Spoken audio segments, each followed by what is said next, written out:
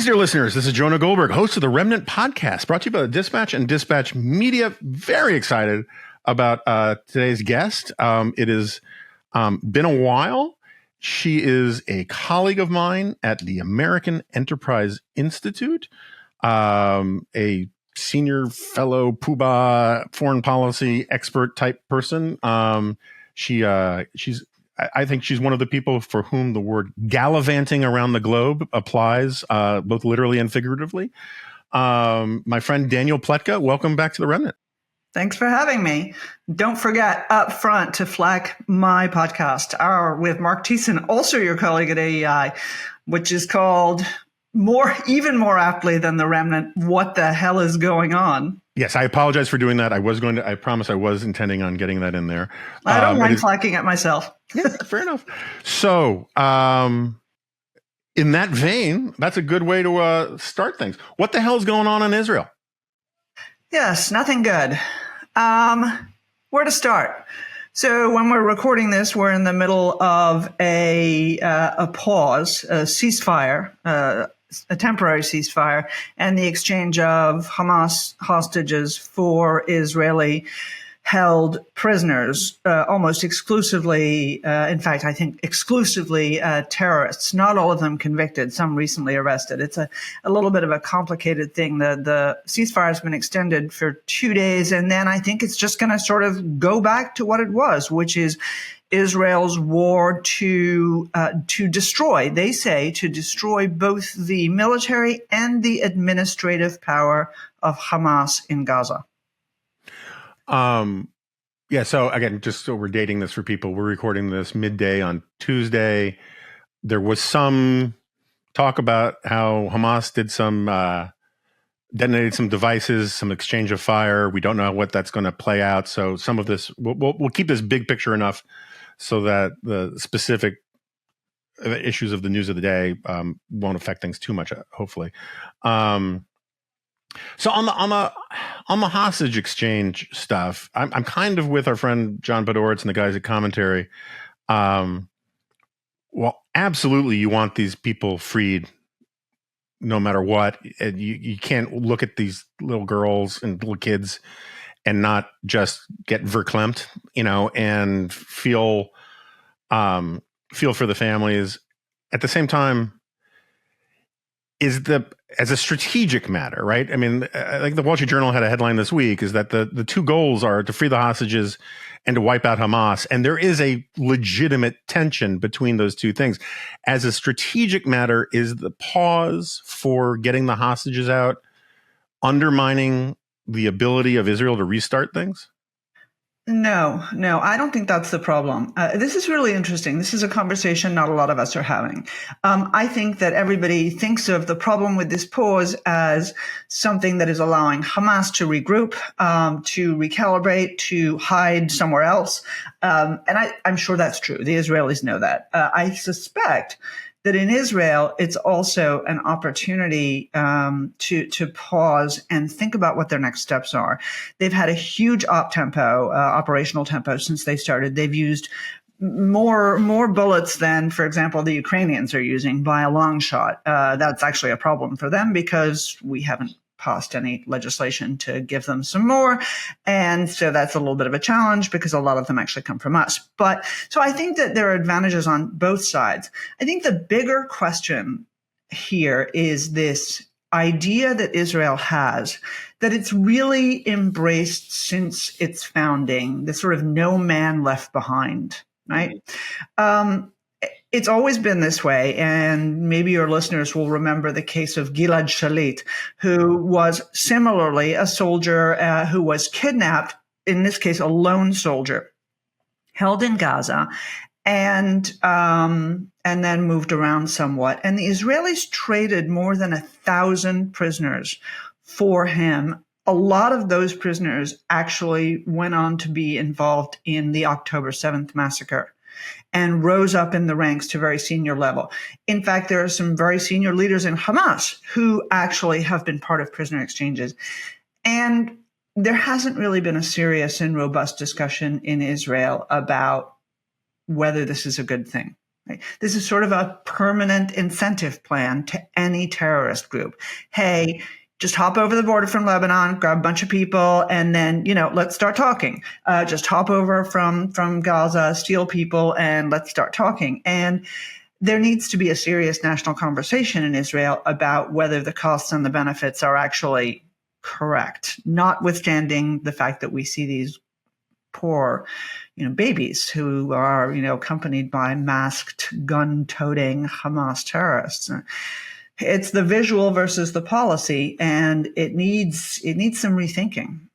Yeah, I mean, I agree. I agree with you at a macro level. Just the politics of having kids,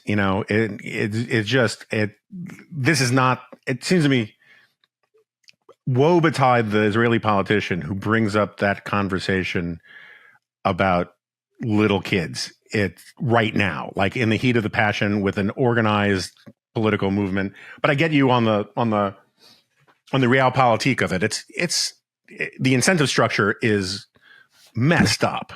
Right. Yeah.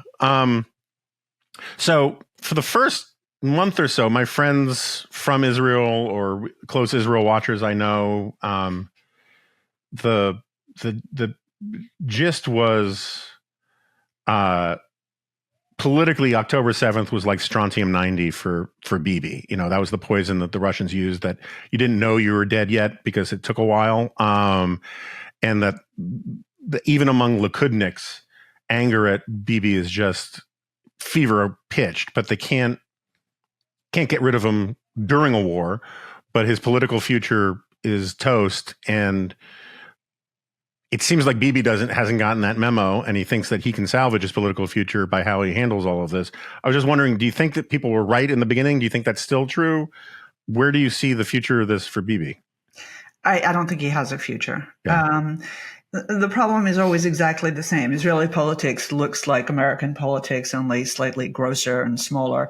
Everybody who hates Bibi, and Bibi has, people in every corner of the globe and every corner of his country who can't stand him, especially with this most recently formed government, not the unity government that happened after October 7th, but the government that was formed more recently, where he brought in some highly objectionable types, Smotrich, Ben-Gvir, and others who are, bigots, racists, extremists. So no one wants Bibi to hang around. He's reached the end of his shelf life. And I don't know whether he knows it or not. In some ways, he's obviously much smarter than Donald Trump, but in other ways, this is just his life. And I think he can't see himself outside of politics. Honestly, I just don't think, I don't think that he thinks rationally about this, but it's inevitable. Sure, everybody used this occasion to jump on him and grind their own political axe. And that's kind of disgusting because it wasn't the right time, too soon. But soon enough, eventually, within months, there's going to be a reckoning. And I guess the big question before Israelis is going to be, do you want to topple the government first, or do you want a commission of inquiry first? And I don't think they've had serious conversations about it. There have been a bunch of loudmouth politicians sort of standing up and saying, no, Bibi needs to go now. That's just dumb. You don't want, in the middle of a war, even if you can't stand the man, you don't want to get rid of your leadership and start the inevitable sort of, souk-like, bazaar-like negotiations for politics. I think it's funny. I mean, just talking about this, I was looking this morning because it's Giving Tuesday, right? We're talking about the context of when we're talking about this. It's Giving Tuesday. And so I've been getting all of these sort of Israeli fundraising things, give money to this, give money to that. But a bunch of them have been, hey, the film festival is going to be next month, and you really should give money to that. I think we don't appreciate in Israel how a lot of things have gone back to usual, even as this war goes on and these hostages are there. And so those are the people, I suspect, who think that politics can continue as usual as well. But they're wrong. Yeah. So what is, all these people in this universe. How would you describe the full scope of let me put it differently. Among serious people who are paying attention to this, the intelligence failures that led to 10/7, are they a 9 or a 10, or are they a 3 or a 4? Where you can always, sorry, remember after 9/11, you could find the stray memo for about this, because there's always bureaucratic ass covering to say anything is possible, right? And so then you can retcon it and go, use the black light and illuminate just the dots that you want to say, see, they were warned. Or was this in fact a cock up so huge that you could see it from space? Yeah, no, the latter. I mean, Spinal Tap, this goes to 11. This is the most serious and more serious than the Yom Kippur War. 30 years and a day to the date, more serious than the Yom Kippur War.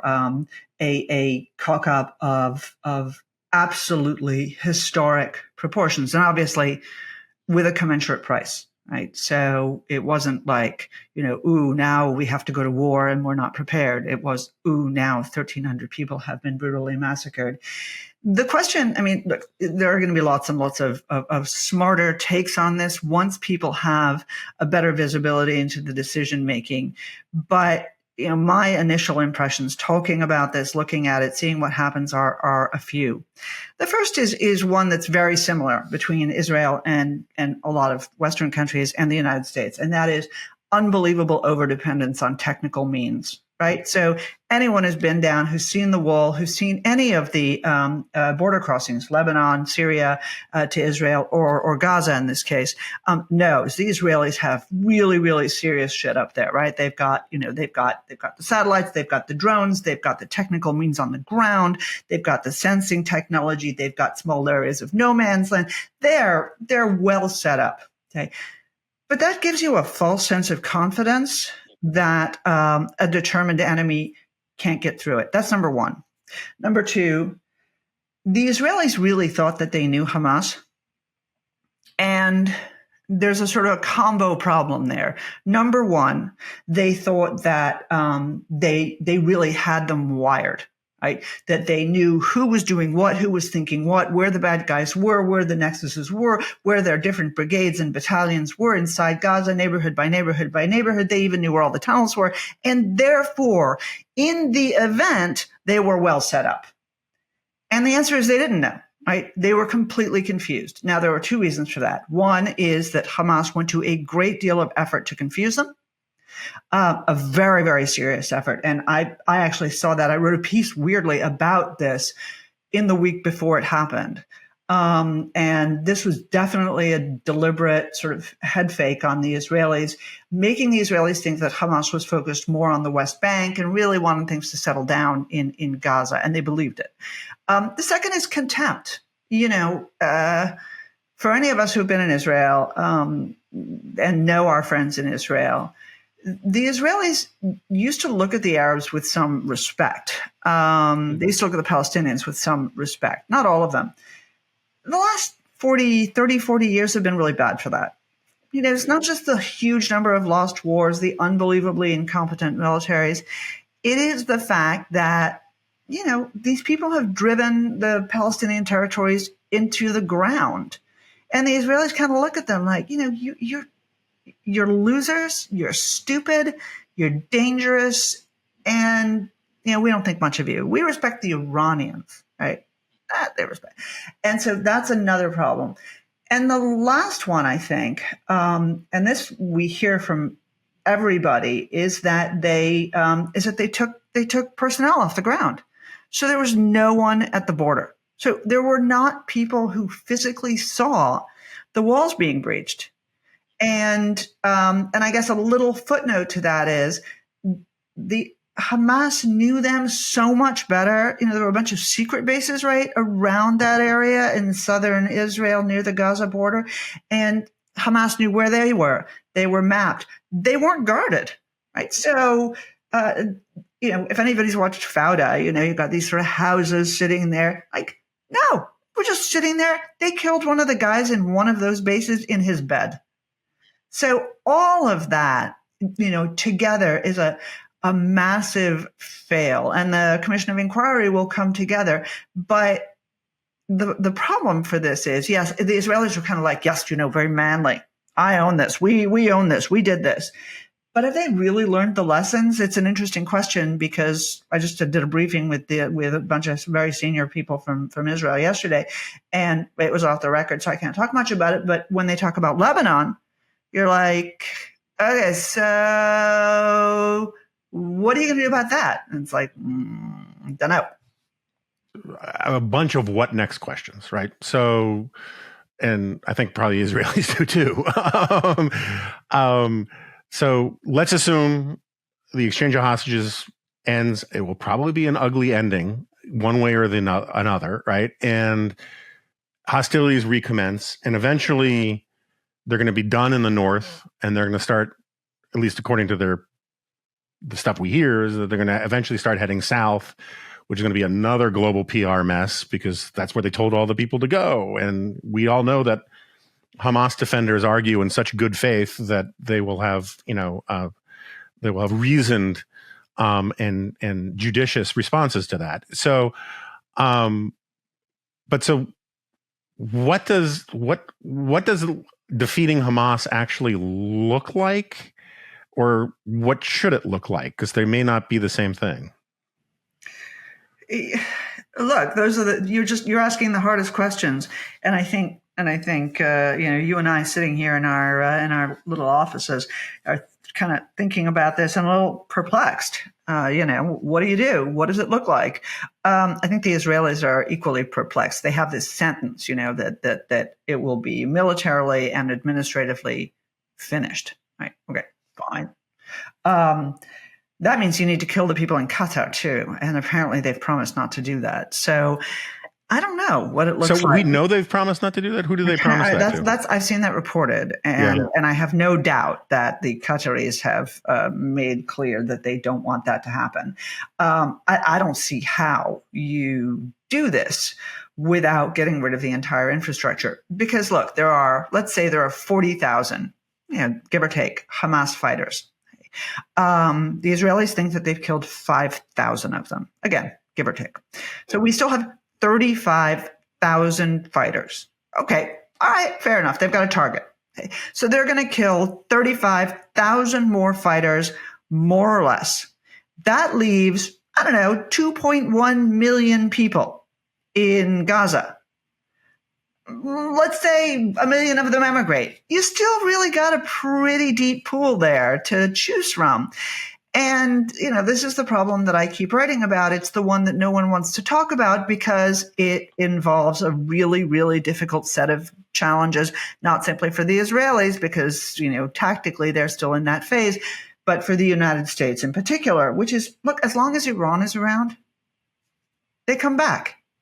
In each case, all of these terrorist groups, Palestinian Islamic Jihad, which is a big part of this current ongoing conflict, right? PEJ, Hamas, both of them have been hit really hard. Israel killed the founder of Hamas. That was really, really hard for the organization. And they tend to be, especially in their early phases, they tend to have these single points of failure. Palestinian Islamic Jihad for years had a guy named Yahya Ayash. He was the bomb maker. The Israelis finally killed him, and PEJ just collapsed, right? The problem is they're back, right? As long as you've got, Big Daddy over in Tehran, you're going to have the resources, you're going to have the impetus, and you're going to have the strategic regional ambition to recreate Hamas 2.0, 3.0, 4.0. And I know the Israelis know that, but they don't know where to go, right? It's like, no, we're just working day to day. And there's no long-term answer there, because then you are destined to fight this war again and again and again. So let's talk about it for Iran for a second. I don't think we need to belabor the point that Iran has fingerprints here, right? I mean, my question is the causal arrows, right? Like, you're going to do the chart where, is the decision to do 10-7, does it start in Iran and then go to Hamas, or does Hamas ask Iran, say, are you cool with this? This is what we're planning. Like, where do you think the genesis of this comes from?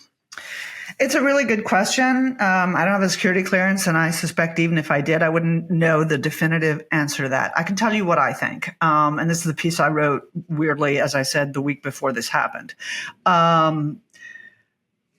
So let's step back from October 7th for a second. And wait, let me put in a little sidebar here, because I can't talk about foreign policy without saying how much I hate the executive branch and the evil things that they do. This question that you just asked me is exactly how the executive branch thinks about sponsorship of terrorism, right? It's not, hey, Jonah, did you go out and with $500,000 go to a bunch of guys and say, hey, blow up the White House.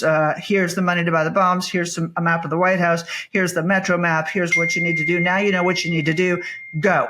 And the White House will say, yes, of course, money, yes, spiritual support. But I mean, did Jonah really know what day they were going to go? And did he know whether they were taking the red line or the orange line?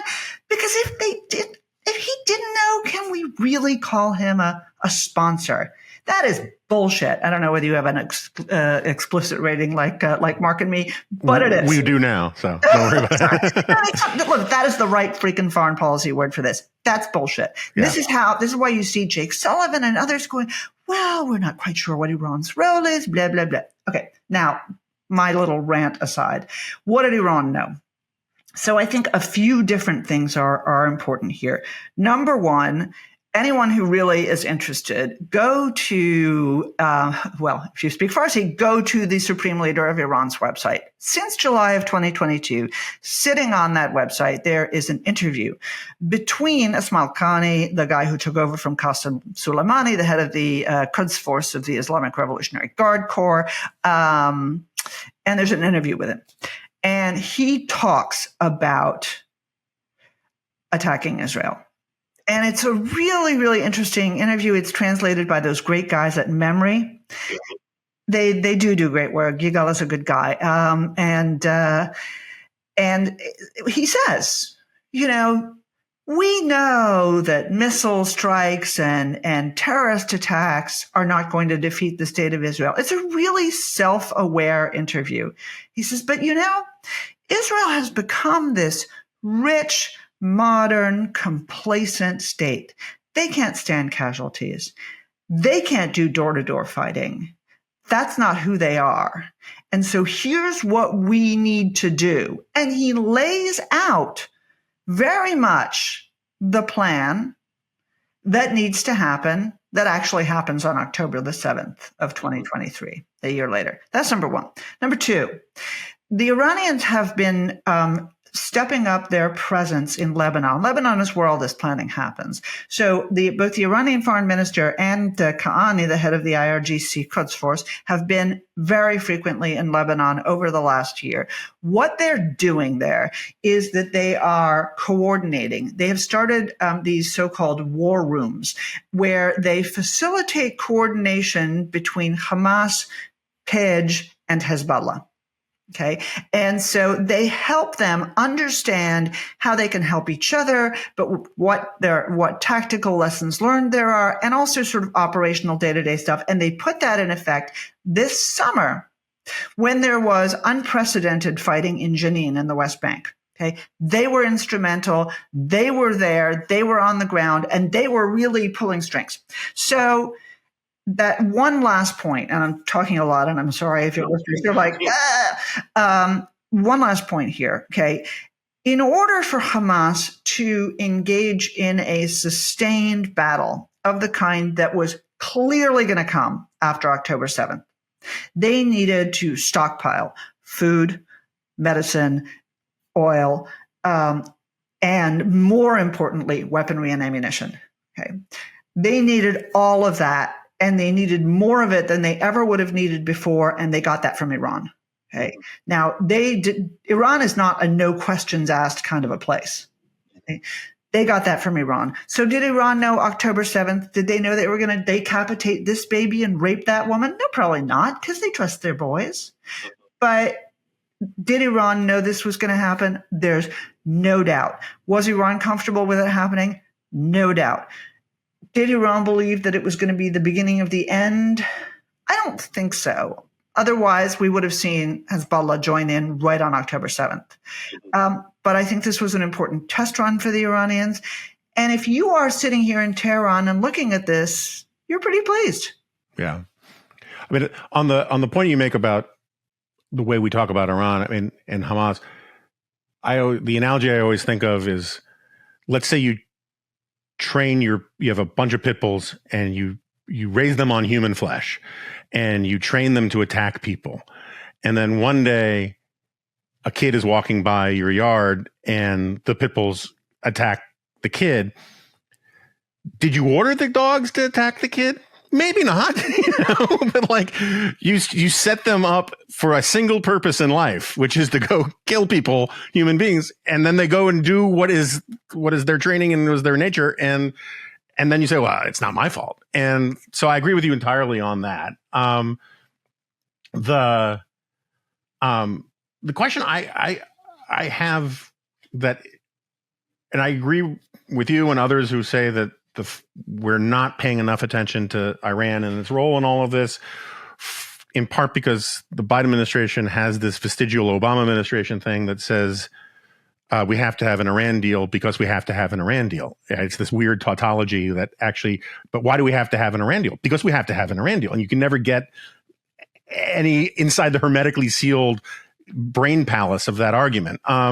But the question I'm still kind of fascinated by, which we hear even less about, is how many fingerprints Russia has on this. Because when you say that Iran is not a no questions asked kind of sponsor, neither is Russia. And we have Russia and Iran working together. Like, I normally don't like doing cui bono analysis on things because it leads to conspiratorial thinking about things. Because sometimes life is contingent and random and bad things happen, and people who benefit aren't actually complicit in it.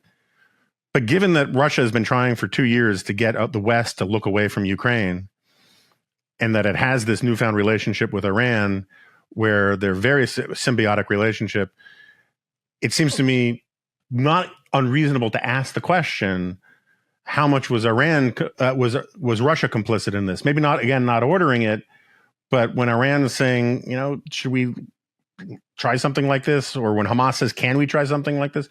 Was Russia really not in the loop on some of those conversations? I just find that a little implausible. Not impossible, but implausible.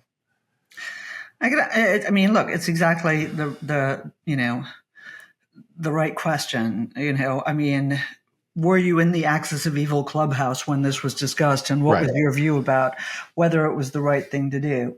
Or did you get the memo about the discussion and say, yeah, this sounds fine, which is also possible, right? So there are, I think this is an unanswered question. There are two schools of thought. One, that the Russians definitely knew about it, and that the Russians actually were helping to supply and do some training for Hamas. I've seen that. I haven't seen it persuasively.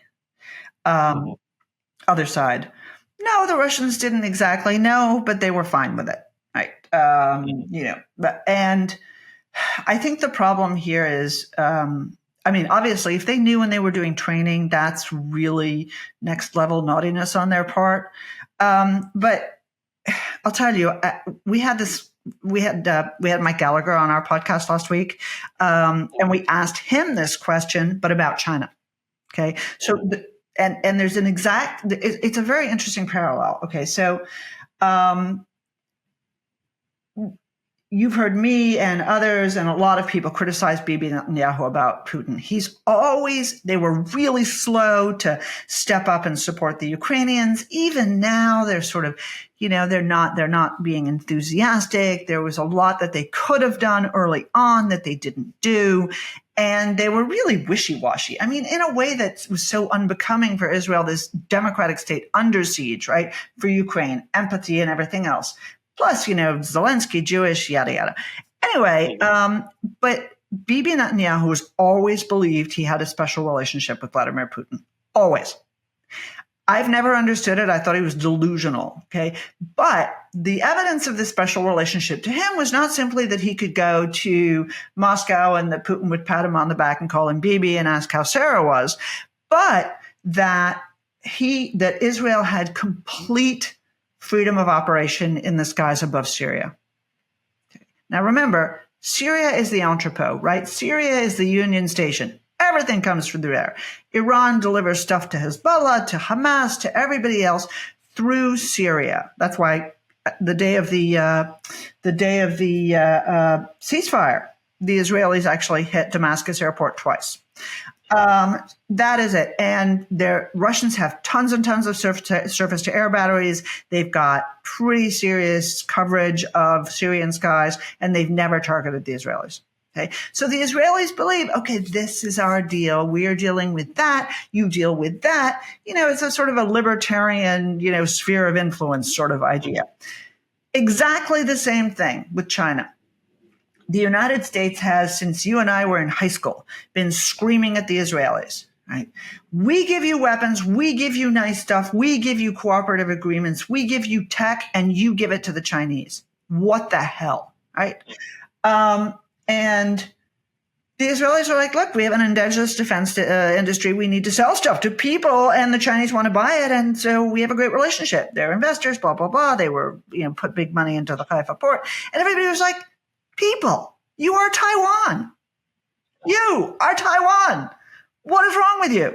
Right? And the Israelis are like, no, you don't understand. You don't understand special relationship with China. Now, after this Hamas thing, China goes berserk, right? TikTok and Osama bin Laden, TikTok anti-Semitism, Douyin, Chinese TikTok, even worse. Yeah. State media too. I mean, it's one of the most undercovered stories is the just wild pumping of anti-Semitic bilge across media platforms in China. So it's exactly the same thing with China, right? The same as with Russia. The Israelis have had this relationship with China, this really important relationship with China for a long time. And, all of us, look at the Israelis, right, and say, you are literally Taiwan. You are literally the same, under siege by these great powers. How can you be on China's side here? And the Israelis sort of shrugged their shoulders and they're like, oh, realpolitik, whatever. And of course, what's happened since October 7th is that the Chinese have gone nuts. And I say that, without too much hyperbole, whether it's the algorithm supporting Osama bin Laden on American TikTok or pushing the anti-Semitic line on TikTok, or it is in China, the Douyin, their domestic TikTok, which is absolutely rampant anti-Semitism everywhere, and also on state media. Plus, their two map platforms, so Google Maps, Waze, that they use in China, both have erased Israel from the map. And the Israelis are like, I thought we were friends. What the hell is going on? And so we were talking to Mike Gallagher about this, and I think the attitude basically in these countries, in these, whatever the hell we're calling them now, this axis of evil, axis of resistance, I don't know, bad guys. In these bad guys countries is in for a dime, in for a dollar, I stand with you, right? So it is the weird response of the Chinese to the Russian invasion of Ukraine. I love you, my brother. Anything you do is fine. I think that is basically the new reality, which is Iran can do anything, Russia can do anything, China can do anything, and they will stick together and they are going to deepen that relationship and not the reverse. So it's funny, I've gotten anti-Semitic hate mail ever since I've been writing in public, but up until 2016, it was almost overwhelmingly, almost uniformly from the left.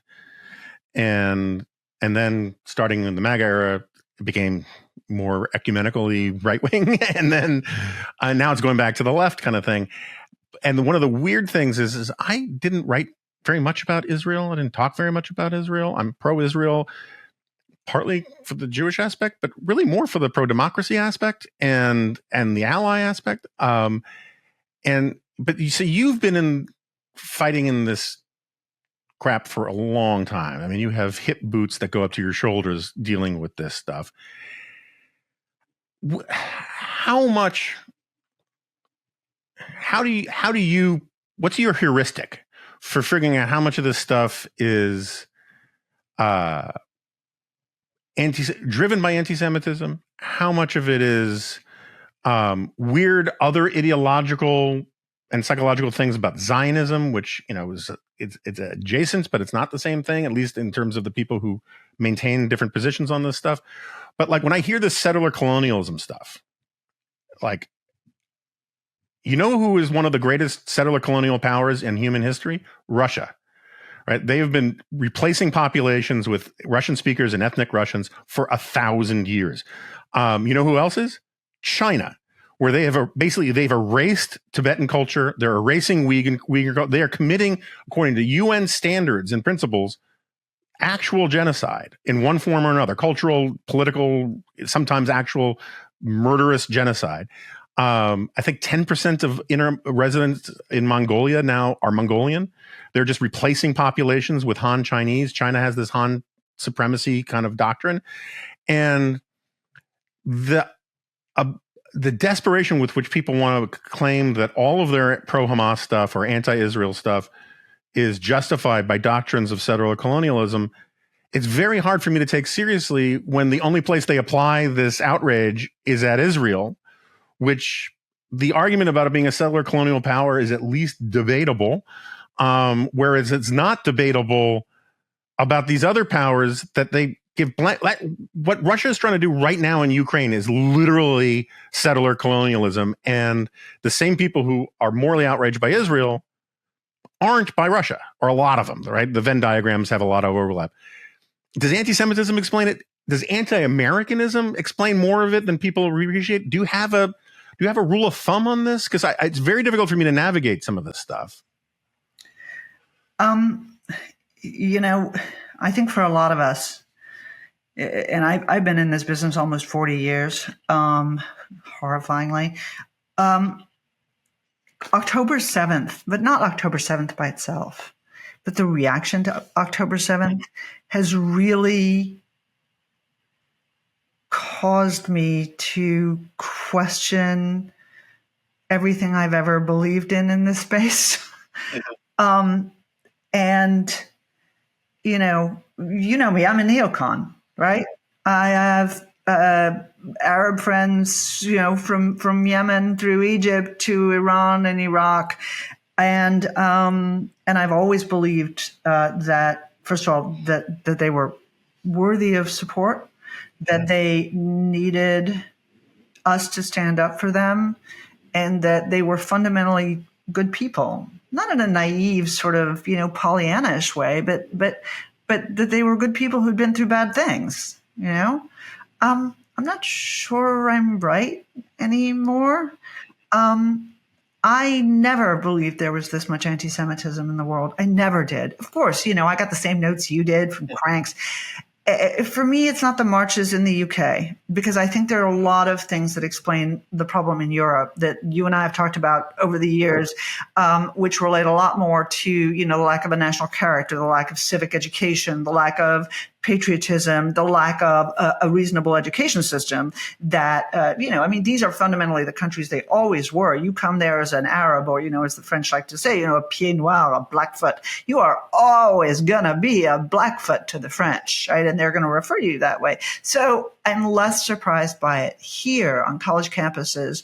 What we've seen is something that I still, everybody can hear me because my mouth is open. You can't see a picture of me, but my mouth is open, but the words don't come out because I can't believe it.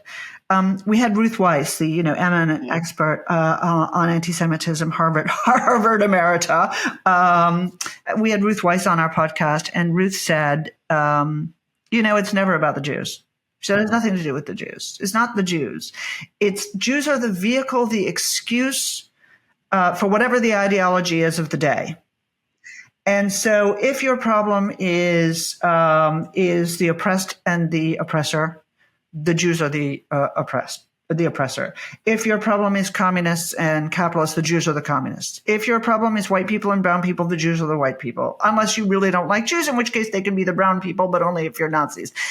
And, it sounds glib, right? To say, no, the Jews are just an excuse for every shitty idea that happens to cross the front page of The Nation or the New York Times or whatever it is. But for me, that is actually the reality. And of course, the reason why, the Ken Roths, Human Rights Watch, all the UN people, the Washington Post, the New York Times, Chris Murphy, the senator, why do they all feel comfortable? Well, because I love Chuck Schumer. Chuck Schumer's a Jew. He's my friend. You've heard this before. This is like anti-Semitism 101, right? I love that guy. I don't care if he's Jewish. I just hate the Jewish people and what they've done to fill in the blank. And I think all of us believed that this was behind us. I do. I've never in my life, not when I sat in Gaza, not when I sat in, Ramallah, not when I sat in Jerusalem, not when I sat in Baghdad. Nowhere have I ever believed that I was the other, right?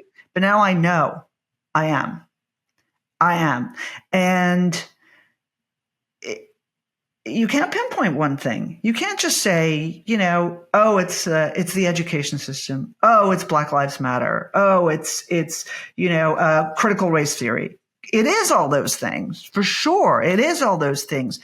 But those are just the most recent framing for any of them. And I've talked a lot to our two colleagues, Yuval Levin and Matt Continetti, about this because we're trying to do some work on anti-Semitism.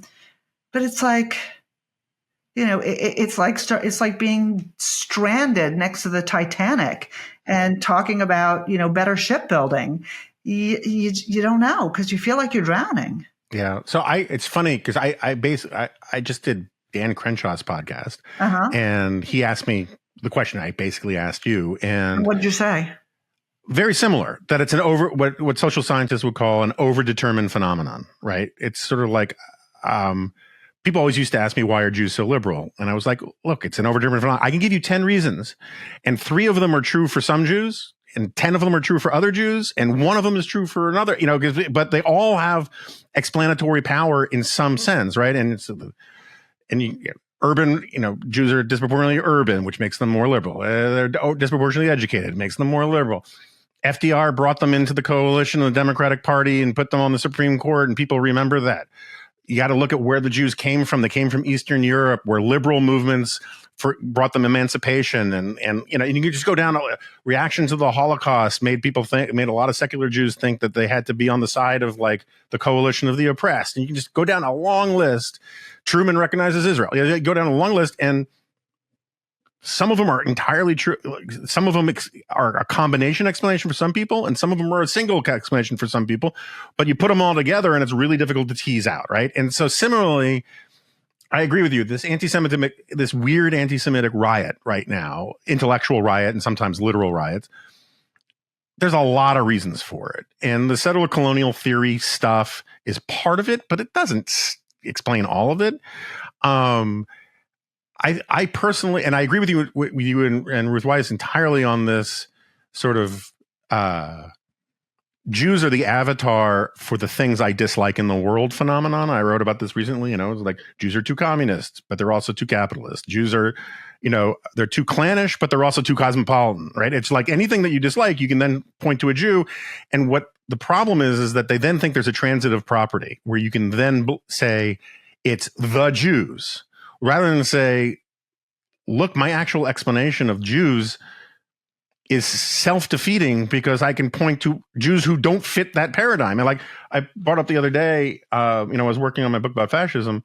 Jews were overrepresented in the Italian fascist party in the early 1920s.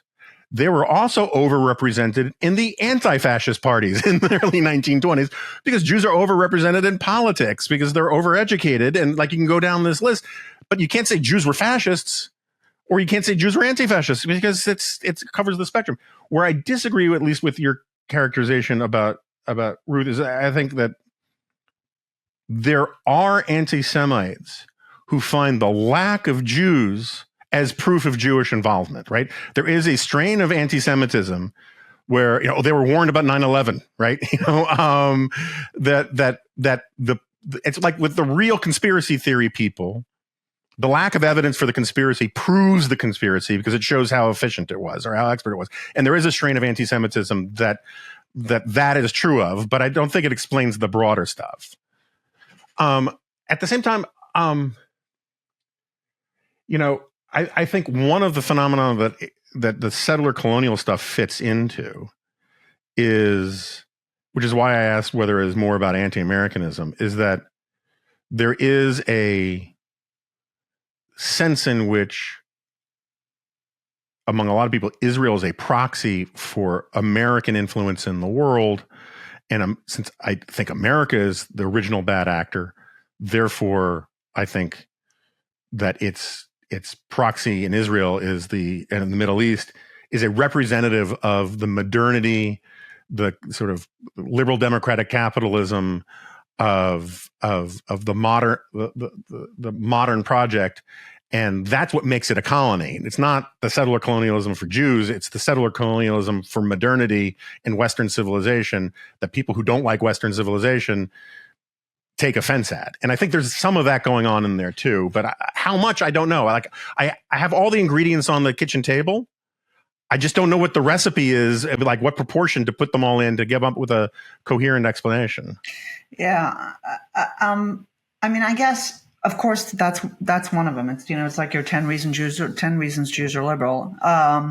That's certainly one reason, but it's been interesting to see that at least at the state level. So if you compare, for example, the Iraq War, right, and the reaction in Europe to the Iraq War, as opposed to this, you saw governments really not enthusiastic. Yes, you saw the, Blair poodle phenomenon, but the French were just terrible. The Swiss and the Austrians tried to actually stop resupplying us with key critical weaponry. You saw government after government behaving really badly. Here, the Spanish are awful, ridiculous. But generally, most of Europe's governments, which tend to me to be the sort of canary in the coal mine for ideas about anti-Americanism, because there's even the conservatives are so viscerally anti-American, right? They've been really supportive of Israel. And it's been interesting to watch. Macron, the Germans who are, weasels at the best of time, the German Greens, who I'm sure you saw that amazing video of the vice chancellor who's a Green party member. That was fantastic. Even Marine Le Pen, whose father was this rabid actual anti-Semite, Marine Le Pen gave this absolutely fiery speech in Parliament, ripped the crap out of this lefty woman for not supporting Israel. And so I don't know. That's my long and short. Yeah, no, I'm with you. Like every explanation I have has a counterexample, right, which is why it's such a messy thing. Another part of it is I do think, it's sort of like this parlor game conversation we had in the Trump years of, were they always crazy or did Trump make them crazy, right? Did it reveal it or did it trigger it, right? And so I think there's some of that analogously with the anti-Semitism. Did some of these people always have a problem with Jews and this was the opportunity to express it? Or is there something in the water that they've changed their view on this stuff? And I do think at the margins, it is not all explanatory and it's not true for all people who are wrong about Israel or wrong about Hamas or whatever. But I do think that part of the identity politics argument has a real problem with Jews because the whole oppressor-oppressed narrative, like Jews have as good a claim as any group in human history for the oppressed narrative. And yet, and look, there are, in certain time frames, there are ones who beat us. We only got the silver or the bronze, right? But like over the long course of the data set, you look at how many countries Jews were kicked out of, how many countries they were harassed and beaten, and yet they endure and they survive and they actually thrive in a lot of places. And it's the thriving, I think, that offends a huge part of the narrative, right? And so they're wreckers of the identity politics narrative about oppression explains why certain groups aren't doing better. And it fuels a victim blaming argument that the left cannot abide in any way. And so there's a desperation to put them in the white supremacy camp rather than the oppressed minority camp, because that's the only way you can reconcile this tension. And we're seeing something similar unfold at a smaller scale against Asians, because they're not fitting the oppressed minority narrative either. And so all of a sudden their people want to kick them out of the coalition of the oppressed as well.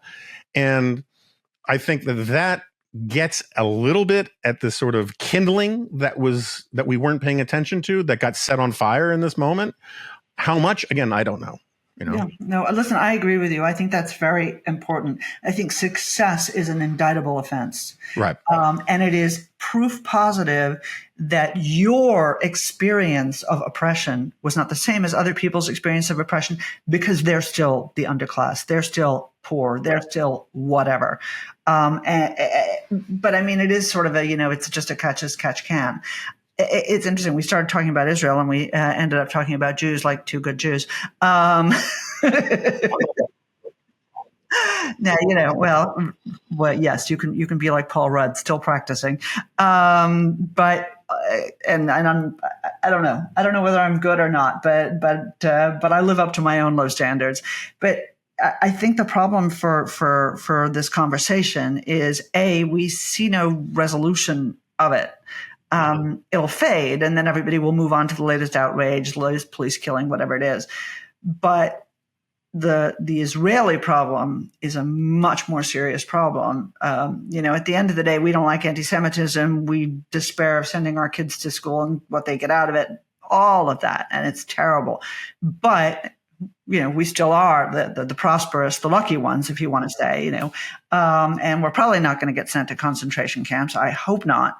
That would suck. But for Israel, there is a really, really big question. And when I was in this meeting yesterday with all of these Israeli briefers, there were like 10 guys in uniform, and somebody from another think tank raised their hand, and they were like, you keep talking about this war you're fighting against a terrorist group, and you're not fighting a war against a terrorist group. You're fighting a counterinsurgency. But I don't see that you have any other plan after you defeat them. And all of a sudden, there's like this cartoonish, panicked expression on the faces of the Israelis, right? Because they've got nothing to say, because they don't know. They know they don't want the PA, the Palestinian Authority. They know they don't want Hamas. They know they don't want to occupy. But they do know that even if they don't occupy, they want to be able to go in and kill whoever they need to kill whenever they want to do it. But they don't know who can live there and manage Gaza without them, while they still maintain those privileges. And it sounds like and looks like they have not thought about this at all, which is a recipe for disaster. It'll turn out that this is the easier part of the war that we're looking at, and that the aftermath is just, oh my God, what do we do? Who runs Gaza? How do we figure this out? Who feeds them? What happens? It can't be a giant nursery school, and the Palestinian Authority can't do it. So what we have ahead of us is actually, not the bathos that we see now with the hostages, or the arguments about, were you in the hospital? Weren't you in the hospital? It's like, what are you going to do? Mm-hmm. And the answer is just, duh. Yeah. Yeah. I mean, I think about that a lot. It bums me out. James Burnham, had this famous, line. He says, problems without solutions aren't problems. They're just facts of life. Right. And, but that doesn't really apply here, because I am 100% on board about getting rid of Hamas, but it's sort of like jumping out of a burning building. I'm totally down with getting away from the fire, but I don't have a plan about how to land. And I don't know. And it's very frustrating. So do you have 2 seconds to switch topics very quickly? Yep. As someone who I think I'm on the exact same page as you about what I've been calling the axis of a-holes, right? I mean, it's like, it doesn't really matter if there's an ideological connection between Russia, China, Iran, Syria, North Korea. These are countries that nobody else wants to sit with at the cafeteria because they all smell and they're all bullies and jerks. And so they end up in a de facto alliance, regardless of whether or not it's a real philosophical affinity. And so that's in part the reason why I am for helping Ukraine as much as possible. What does the future of Ukraine look like to you? And if you could work in just very quickly, you were hard, understandably, about the Biden administration's position on Iran, which I agree with you on. But generally speaking, given our expectations of what sort of the third Obama term might have been vis-a-vis both Ukraine and Israel, Biden's been, I think, better than expected. And also given where the animal spirits and passions in his party are, he's been wrong on a lot of policy things. But directionally, he's better than a lot of the alternatives. And I think it's important for people who care about Ukraine and Israel to at least acknowledge that, right? So take that wherever you want to go and we can close it out. All right. So on Israel, my biggest fear about Israel is simply this. Remember, Joe Biden was the chairman of my committee when I worked there. So I've known him since 1992. He is that guy. He is the old school Democrat pro-Israel. The problem is the rest of the Obama administration with him, that's not them. I believe he is holding the line here. And I think it's going to get harder and harder the closer to the election we get. I don't believe Joe Biden holds a lot of lines. I think he holds the Hunter line, and I think he holds this line on Israel. If he were not president, this would not be our policy. And he deserves a lot of credit for it, but I worry a lot because he's going to worry about the far left of his party. So that's sort of a prediction on that. On Ukraine, look, here is the problem. I think Johnson's going to come around. That's what we saw, where we're getting indications that Johnson's going to come around, that basically there will hopefully be a reasonably intelligent outcome, which is that the administration does need to do something about the border. Yeah, what the hell does that have to do with Ukraine? I have no idea. But they do need to do something about the border, that there will be some sort of package that will have money for Israel, that will have Ukraine, and that will have the border, and that there will be a mishmash of decent Democrats and Republicans in the House and the Senate who will do this. Johnson said yesterday he's been talking to his Senate counterparts. He sees this. He believes that we should do the money for Ukraine. He said that. And he believes that we should do the border. So if that's what it takes, that's fine. The problem is the long-term trend for Ukraine is so terrible, and we can blame everybody. I mean, we can blame the White House because they have fucking slow rolled everything. To the point where the Ukrainians, are always a day late and a dollar short. We can blame the Republicans for taking an incredibly bad isolationist, stupid line, what Mark Thiessen calls the Charles Lindbergh caucus, which I love. Listen, it's the Hamas caucus versus the Charles Lindbergh caucus. What could go wrong? What could go wrong? Isn't it America? But so I'm much less worried about the sort of the momentary budget things that have been obsessing us inside the Beltway, and much more worried about the long-term outcome here. The problem is more serious, right? Which is, our colleague Fred Kagan, he says the Ukrainians can win, but they've reached something that looks close to a stalemate at this point, and they're making some small advances. But behind the scenes, what we're seeing, and it's getting reported a lot in the German press, is that the Europeans and the Biden administration are pressing the Ukrainians for a solution, right? And that's a much bigger problem than not getting your supplemental. And so do you think Fred's right? I mean, we're allowed to have collegial disagreements here. Do you think Ukraine can win? I think Ukraine can win, but I think the circumstances need to change. And I don't see what changes them. They need air support. They need to be able to do more in the air. They need to be able to take the fight to the Russians a little bit more. They need longer range weaponry. They need a much more solid tempo of weapons deliveries, and they need much, much more serious support internationally. And we've gotten bored with it, right? It's what you said about Israel. I see nothing. Like, my Twitter feed has nothing about Ukraine, just like a couple people, but otherwise it's all Hamas and Jews and Hamas and demonstrations in Palestine. You're right. It serves the Russian agenda. I do think Ukraine can win. They're a superior fighting force. They're committed. They are better than the Russians, and the winter will serve them better than it serves the Russians. But the problem is we've all gotten bored with it.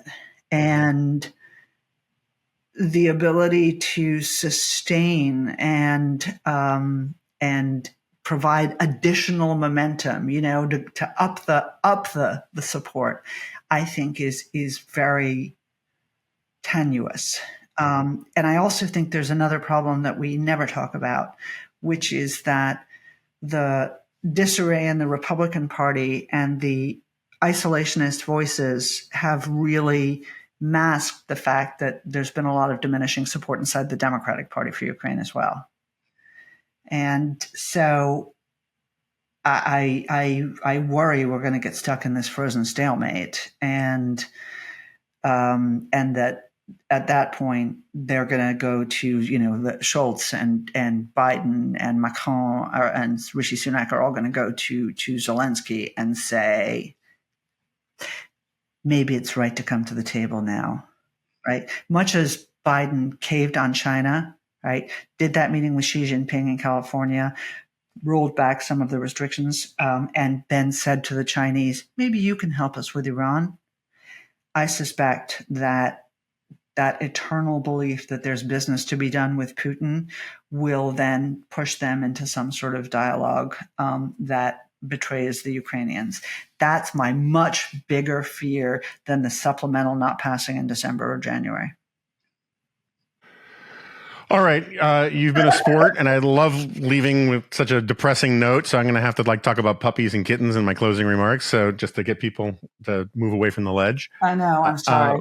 But Danielle Pletka, my colleague at AEI and the co-host of the What the Hell is Going On podcast, available at all your finest podcast platforms.